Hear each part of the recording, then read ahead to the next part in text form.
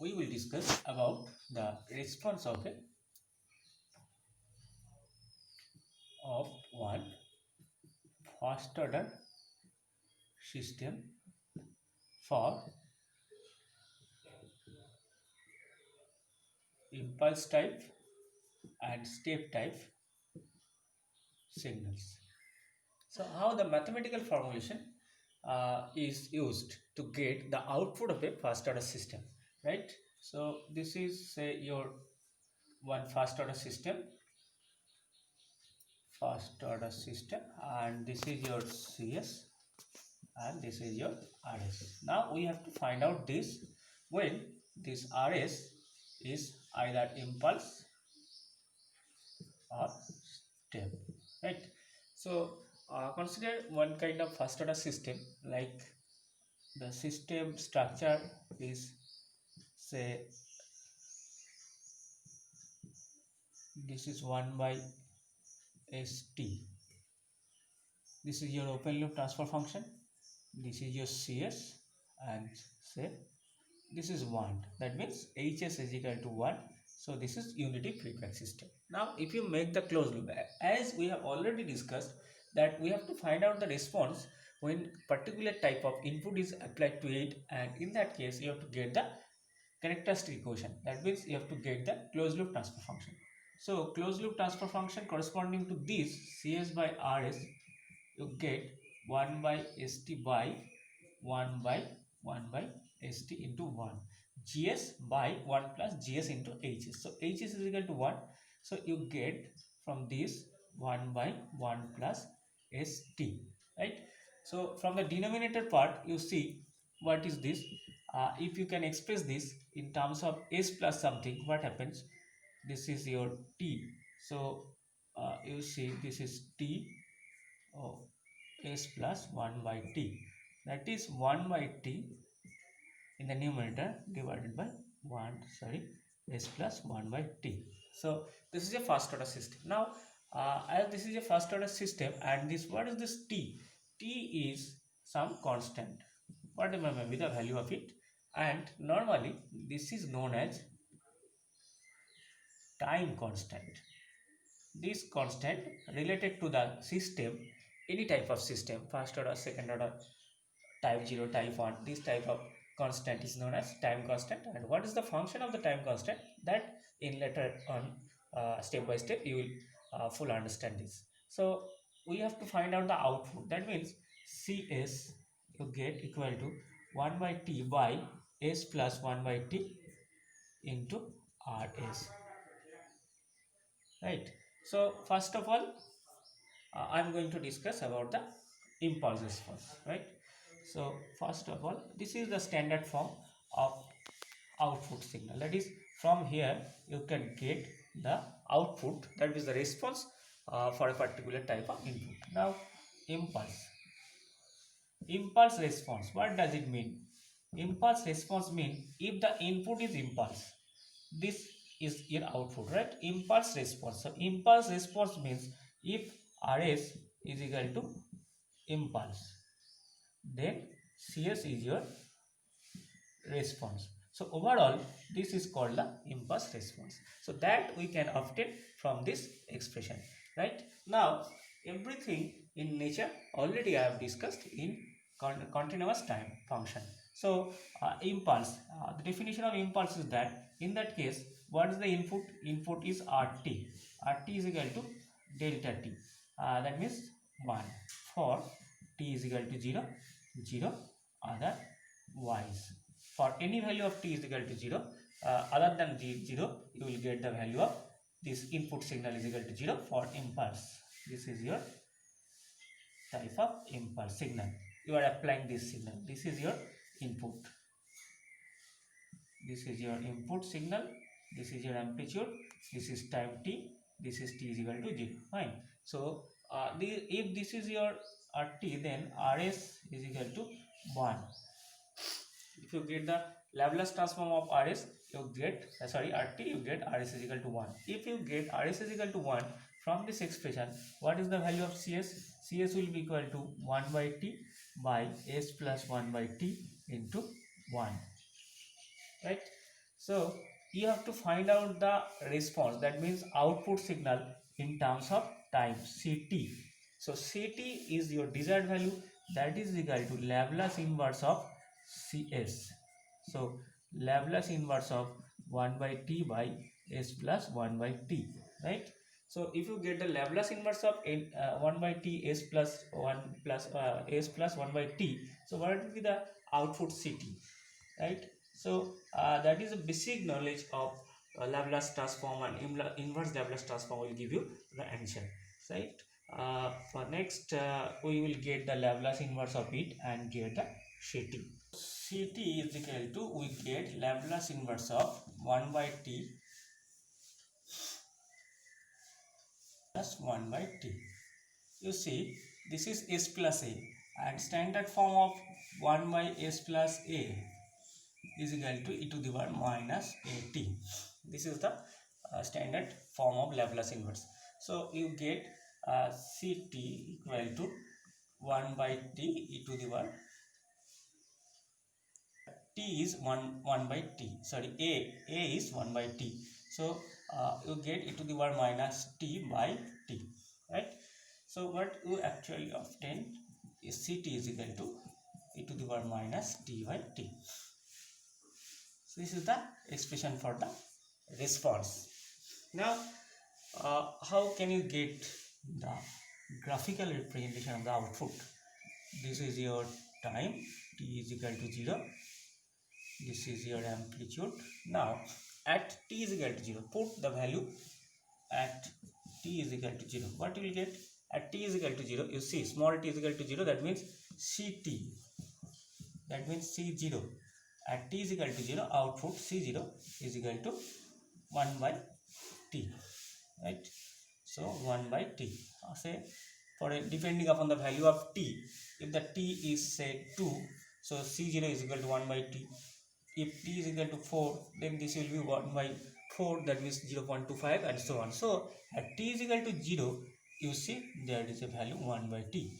Now at t is equal to say 1 or positive infinity, you see, positive infinity means e to the power minus infinity, that means 1 by e to the power infinity, that means 1 by infinity. So this will give you 0. So t positive infinity, Ct equal to 0.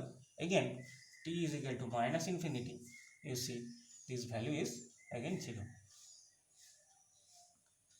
Ct equal to 0.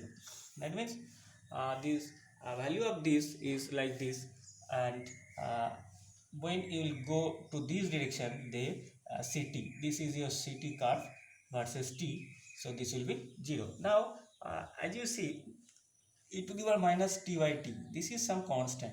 So e to the power minus t is an exponential decay curve. So this is like this. Similarly, this is the impulse response.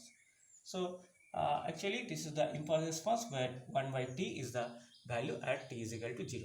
So that is the mathematical formulation. That means how can you get the output for a particular input when applied. So that is known as the response. So that is how the impulse response of a first order system is obtained. Now by the similar procedure, I will show how to get the step response for a first order system. So next part, step response of first order. Now you get Cs by Rs already obtained for a first order system, that is your 1 by t by s plus 1 by t.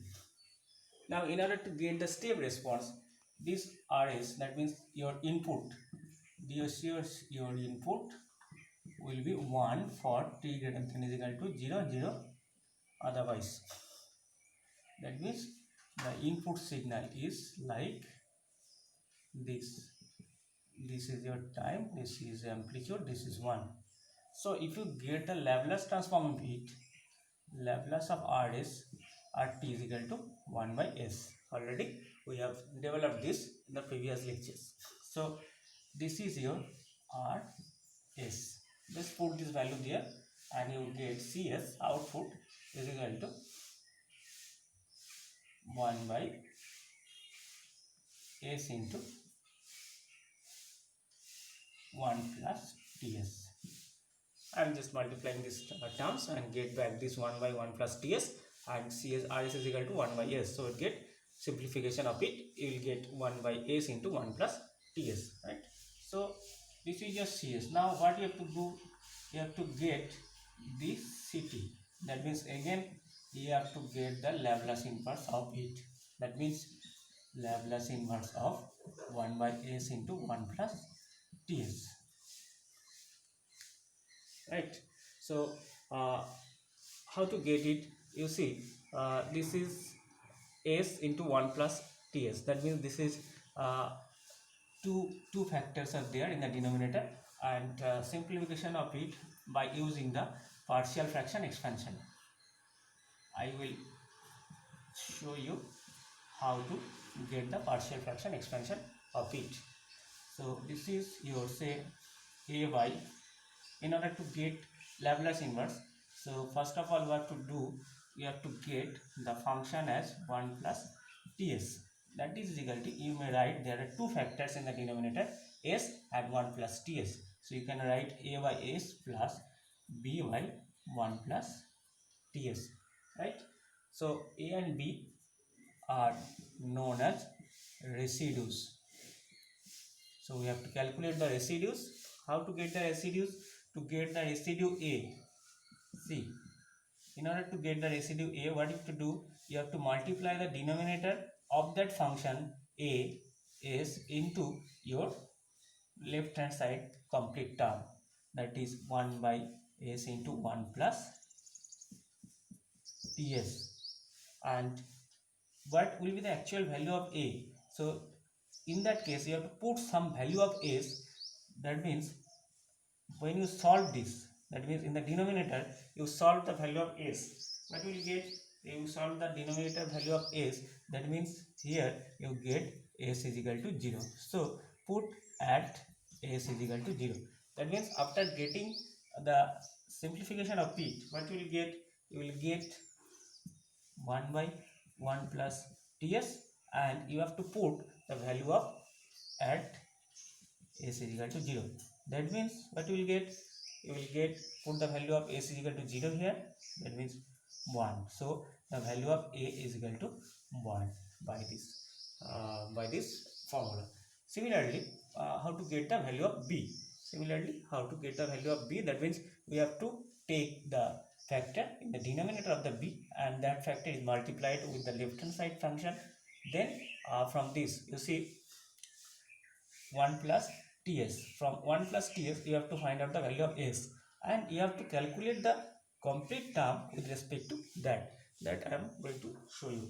How to get the value of B? The procedure is that you have to multiply 1 by S, 1 plus ST into the complete left hand side function. That means 1 by S into 1 plus ST, and that is to be calculated at the value of S is equal to, what is the value of S? 1 plus ST equal to 0. That is your this function. That means this function. So S is equal to minus 1 by T. So at S is equal to minus 1 by T, right? So this will become this, and 1 by S at S is equal to minus 1 by T. So what will get? Minus of T. So the value of B will be equal to minus of T, right? So you get the value of A and B. Once you get the value of A and B, the total function will be like, in that case, of L inverse is 1 plus ST will be equal to A. A means 1 by S plus B. B means minus T by 1 plus ST. That is, you can write minus T by 1 plus ST, right? So what is this? This is actually your CS, right? So now you get the value of CS, and if you get the Laplace inverse of CS, you get CT equal to Laplace inverse of 1 by S minus Laplace inverse of t by 1 plus st, right? So you can just write like 1 by s minus L inverse of, see, divide this numerator and denominator by t. What do you get? 1 by this t divided by t. That means if you get, or in other word you can do it, t s plus 1 by t, you can do it also, right? So t will be automatically cancelled out. You get 1 by s minus less inverse of 1 by s plus 1 by t, right? So what is the factor? L inverse 1 by s, you know, L inverse 1 by s means 1 from the function of Laplace transform, and Laplace transform of 1 by s plus a, already in the previous part when we are discussing about the impulse response, we have found out what is that, that is e to the power minus t by t. So this is your ct. See, so ct, that is the response for a first order system when subjected to some step signal. So ct is equal to 1 minus e to the power minus t by t. Now I am going to just get the curve how the ct is looking like, and from that you will be sure that how the output is following the input. So what we get? We will get this ct is equal to 1 minus e to the power minus t by t. Now this is your output, and now if I draw the graph, this is your time, this is your amplitude, and see, as we are dealing with the step response, so this is 1 and this is your input, right? So output should be like this, our output should follow the input. Now what happens at t is equal to 0? See what happens at t is equal to 0. That means from this expression you get ct at t is equal to 0. What is this? 1 minus e to the power minus 0. That means 1 minus 1, that is 0. So at t is equal to 0, the value of the output is 0 here. And you see, we are only considering this part. If you consider only t by t, t is some constant, so t 0 to infinite, that means 0 to infinite. If you vary the value of t, what you get? This is exponential decaying curve as e to the power minus t by t. So it is a exponential decaying curve. And you see, only if you consider only this part at t is equal to 0, e to the power minus t by t equal to 1, right? That means for this curve only, it will be starting from this position, that means from this. So at t is equal to 0, the value of e to the power minus t by t is equal to 1, and this is exponential decaying curve like this. This is exponential decaying curve, and ultimately what we have to get? We have to get 1 minus this curve. So 1 is this, this is input, and this is basically e to the power minus t by t curve, right? So the difference between these two, if you observe at t is equal to 0, what is the difference? 0, because this is 1 and e to the power minus t by t, this value is also 1. So at t is equal to 0, the difference is your 0. So this is your 0. Now as the value of t increasing, so the value of this input signal remains same, and e to the power minus t by t is decreasing.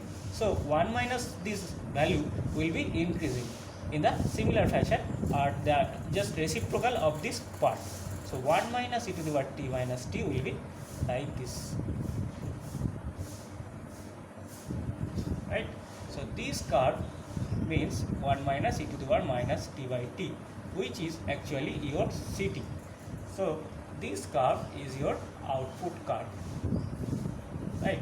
Now how and what is the conclusion from this part we can draw is that, see, initially when the system is switched on, so output curve is not exactly the input curve. After certain time, see, this is the time t, after certain interval of time, this curve is gradually reaching the input. That means it is trying to follow the input. So that is your control objective, that output should follow the input.